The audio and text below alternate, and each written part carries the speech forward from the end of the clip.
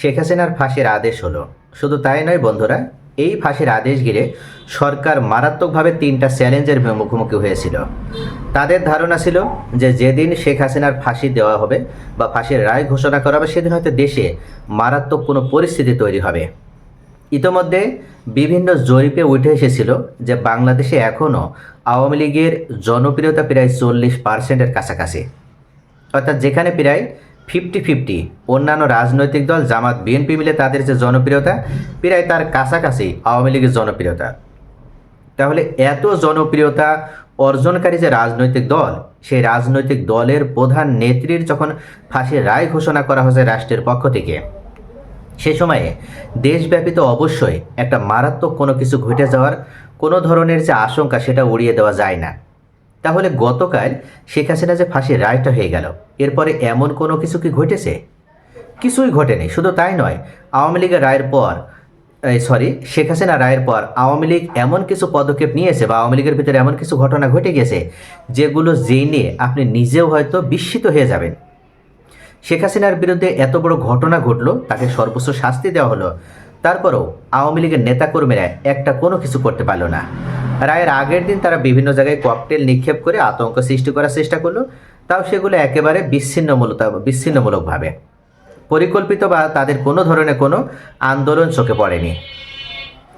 তবে তার যে ফাঁসির রায়টা দেওয়া হলো, তারা যেভাবে তাদেরকে বড় একটা দল মনে করে, সেই বড় দলের ক্রেডিটটা তারা যে বারবার নেওয়ার চেষ্টা করে, বাস্তবে তারা কি আসলে এতটা জনপ্রিয়? যদি তারা এতটা জনপ্রিয় হতো, তাহলে তাদের প্রধান নেত্রীকে যখন ফাঁসির রায় দেওয়া হলো, কেন তারা রাজপথে বের হতে পারলো না?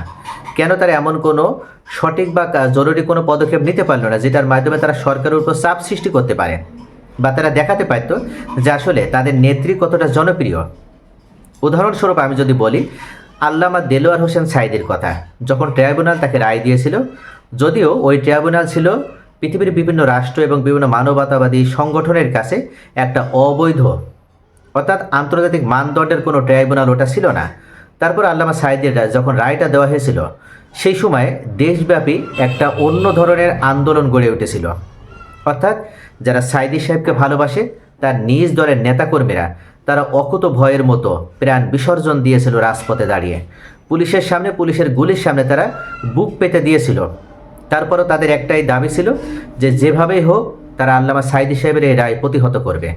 তা সত্যি ওই দিন, একই দিনে 2013 সালের 28 ফেব্রুয়ারির ওই দিনে প্রায় 300-র কাছাকাছি সাধারণ সাঈদী ভক্ত বা জামাত ইসলামের নেতাকর্মীরা, এই নিরীহ যারা নিরস্ত্র এই সমস্ত মানুষ, তারা কিন্তু প্রাণ বিসর্জন দিয়েছিল।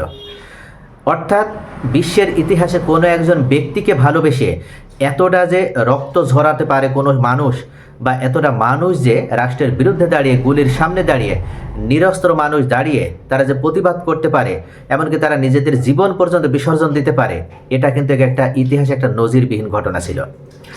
এর পূর্বে পৃথিবীর কোথাও এ ধরনের ঘটনা ঘটেনি। সেই রায়ের পর বাংলাদেশে যে রিয়াকশনটা হয়েছিল, সেটা কিন্তু আজও সারা বিশ্বের মানুষের কাছে একটা অত্যন্ত দৃষ্টান্ত হয়ে রয়েছে। আল্লামা সাঈদী ছিলেন এই দেশের মানুষের কোটি কোটি হৃদয়ের স্পন্দন। তিনি ছিলেন একজন সত্যিকারের জননেতা। কিন্তু শেখ হাসিনা, এই ডাইনির বিরুদ্ধে যে মৃত্যুদণ্ডের রায় হয়েছে, কোনো রিয়াকশন কি দেখেছে বাংলাদেশ? মানুষ মিষ্টি বিতরণ করছে, নাচ গান করছে, উল্লাস করছে, আনন্দ করছে, কিন্তু কোনো প্রতিবাদ নেই, কেউ কিছু বলছে না। শেখ হাসিনার বাপকে যখন জয় বাংলা করা হয়েছিল, তখনও সারা বাংলাদেশের মানুষ কিন্তু আনন্দ করেছিল। বাংলাদেশের কোনো দোকানে মিষ্টি পাওয়া যায়নি। এখন শেখ হাসিনার বিরুদ্ধে ফাঁসির রায় হয়েছে। শেখ হাসিনার বিবাহ বার্ষিকীর দিনে শেখ হাসিনার বিরুদ্ধে ফাঁসির রায়, একটা ঝটিকা মিছিল নাই, কোনো রিয়াকশন নাই, কোনো প্রতিবাদ নাই। অথচ এই আওয়ামী লীগ আর যে ফিরতে পারবে না, এটা কিন্তু অনেকেই বিশ্বাস করতো না। তারা মনে করত যে যেভাবে জামাতের নেতাদের ফাঁসি দেওয়ার পরও জামাত ফিরে আসতে পেরেছে, তাদের নেতাদের ফাঁসি দিলেও আওয়ামী লীগ ঠিক ফিরে আসবে। আসলে বাস্তবতাটা এরা এখনও বোঝে না। জামাত ছিল একটা জনপ্রিয় রাজনৈতিক দল। তাদেরকে বিভিন্ন সময় বিভিন্ন ভোটে তাদেরকে কম জনপ্রিয় দল হিসেবে উপস্থাপন করা হয়েছে। আগেকার যে জামাত আর এখনকার জামাতের ভিতরে আকাশ পাতাল তফাৎ। মানুষ আওয়ামী লীগকে দেখেছে, মানুষ বিএনপিকে দেখেছে, তাদের দেখে মানুষ বিরক্ত হয়ে গিয়েছে। অর্থাৎ এই দুইটা রাজনৈতিক দলের একই চরিত্র ফুটে ওঠার কারণে এখন মানুষ ব্যতিক্রম কিছু চায়। বিশেষ করে প্রবাসী যে প্রায় 2 কোটি ভোটার রয়েছে, এই 2 কোটি ভোটারের স্বরূপ আপনার ভূমিকা এবং দেশের ভিতরে শিক্ষিত একটা যে প্রজন্ম তৈরি হয়েছে, এই শিক্ষিত প্রজন্মের স্বরূপ ভূমিকার কারণে দেশবাসী এখন সচেতন এবং তারা ব্যতিক্রম হিসেবে জামাত ইসলামকে তারা চুজ করে নিচ্ছে। শুধু তাই নয়, ইতোমধ্যে এই অন্তর্বর্তীকালীন সরকার তারা জুলাই সনদের আইনি ভিত্তিও প্রদান করেছে। এমনকি আইনি ভিত্তিটা পুরোপুরিভাবে দেওয়ার জন্য ইতোমধ্যে একটা গণভোট আয়োজন করা হবে। তো সব কিছু প্রসেসিং পর্যায়ে রয়েছে। অর্থাৎ পৃথিবীর ইতিহাসে একটা নজিরবিহীন ঘটনা ঘটে গেল যে শেখ হাসিনার ফাঁসির রায় হয়ে যাওয়ার পরে আওয়ামী লীগের একজন নেতাকর্মী রাজপথে বেরোতে পারল না, বা সত্যিকার অর্থে তার জন্য চোখের পানি ফেলার মতন একজন নেতাকর্মীও দেশের ভিতরে নেই। তাহলে তারা নিজেদেরকে যতই জনপ্রিয় দল হিসেবে উপস্থাপন করার চেষ্টা করুক, বাস্তবে তারা কিন্তু তাদের সেই জনপ্রিয়তা ধরে রাখতে পারেনি। মানুষ এখন সচেতন হয়েছে, মানুষ এখন বুঝতে পেরেছে, তাই তারা সত্যিকার অর্থে আওয়ামী লীগের কাছ থেকে মুখ ফিরিয়ে নিয়ে তারা জামাতমুখী হয়ে উঠেছে। এই যে নেত্রীর ফাঁসিতে পুরো দেশবাসী খুশি, এমনকি তার নিজ জেলা গোপালগঞ্জেও কিন্তু একটা কোনো কার্যকর মিছিল বের হলো না। শুধু তাই নয়, আল্লামা সাঈদীর বগুড়া যখন রায় হয়েছে তখন বগুড়া, নীলফামারী, চাঁপাইনবাবগঞ্জ সকল জায়গায় যেভাবে মানুষ রাজপথে নেমে এসেছিল, ঝিনাইদহ, সাতক্ষীরা, মেহেরপুর, এমনকি চুয়াডাঙ্গা, জীবননগরে, এই সমস্ত জায়গায়, এছাড়া আরও অন্যান্য যে জায়গাগুলোর কথা নাই বা বললাম, সকল জায়গায় মানুষ যেভাবে রাজপথে নেমে এসেছিল, মনে হচ্ছিল যেন একটা সরকারের বিরুদ্ধে তারা দাঁড়িয়েছে। অথচ একজন ব্যক্তির জন্য তারা সারা এইভাবে বাংলাদেশ থেকে তারা এই তৌহিদি জনতা ফুঁসে উঠেছিল। আওয়ামী লীগের গোপালগঞ্জের আজকের চিত্র যদি আমরা দেখি, তাহলে হাসিনার ফাঁসির রায়ের দিনে গোপালগঞ্জের অনেক আওয়ামী লীগ নেতা ইতিমধ্যে সংবাদ সম্মেলন করে তারা আওয়ামী লীগ থেকে পদত্যাগ করছে। অনেক পদধারী নেতা তারা ফিরে আসবে বলে যারা মনে করেছিল, তারাও এখন বুঝতে পেরেছে যে এই শেখ হাসিনা আর ফিরে আসতে পারবে না, আর কখনো তার ফিরে আসা সম্ভব নয়।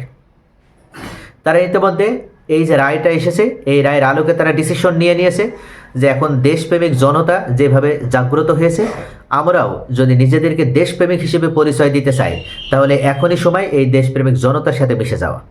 গোপালগঞ্জের আওয়ামী লীগের সভাপতি তিনিও পদত্যাগ করলেন, অর্থাৎ তিনি আওয়ামী লীগের কোনো ধরনের কোনো রাজনীতির সাথে আর জড়িত নাই, আর জড়িত থাকতে চান না, ভবিষ্যতে তিনি আর জড়িত হতেও চান না।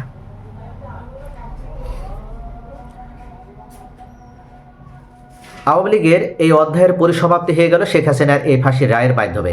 তার সামনে কিন্তু এখনও অনেকগুলো মামলা চলমান রয়েছে, একের পর এক বিভিন্ন মামলাতেও রায় প্রকাশিত হবে।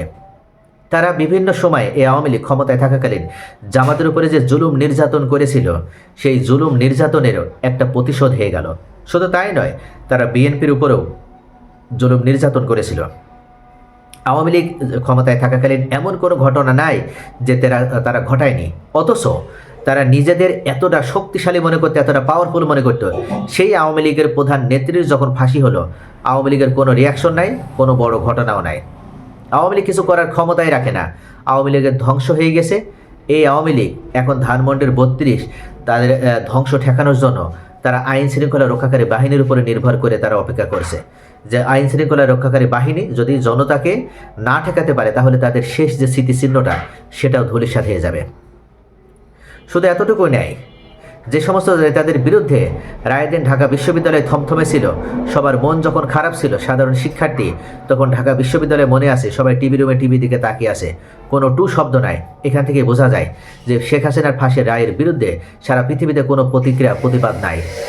বিদেশি মানবাধিকার সংস্থাগুলো আওয়ামী লীগের পলিটিক্যাল প্রতিবাদ বোঝা যায় যে আওয়ামী লীগের যে অধ্যায় ছিল, সে অধ্যায়ের পরিসমাপ্তি হলো, আওয়ামী লীগের রাজনীতির পরিসমাপ্তি ঘটল। তো আজকের এই রাজনীতির পরিসমাপ্তির পেছনে সবথেকে বড় ভূমিকা পালন করেছে তাদের নেত্রী শেখ হাসিনাই। তিনি আওয়ামী লীগকে যেভাবে জনপ্রিয় অবস্থায় পেয়েছিল, শেষ পর্যন্ত তিনি এমন কিছু কর্মকাণ্ড বা এমনভাবে তিনি দেশটা পরিচালনা করেছে, যার কারণে তিনি আওয়ামী লীগের সেই জনপ্রিয়তা ধরে রাখতে ব্যর্থ হয়েছে এবং আওয়ামী লীগকে একটা জনপ্রিয়হীন রাজনৈতিক দলে পরিণত করেছে, যার পরিণতি আজকে তিনি নিজেই উপলব্ধি করতে পারছেন যে তার কর্মকাণ্ড দেশবাসী কতটা ক্ষুব্ধ হয়েছিল। এমনকি স্বয়ং আওয়ামী লীগের নেতাকর্মীরাও ক্ষুব্ধ ছিল, যারা দেশপ্রেমিক, তারা হয়তো কিছু বলতে পারেনি, কিন্তু এখন তারা বুঝতে পেরেছে, যার কারণে তারা আওয়ামী লীগ থেকে মুখ ফিরিয়ে নিয়ে একের পর এক তারা পদত্যাগ করছে।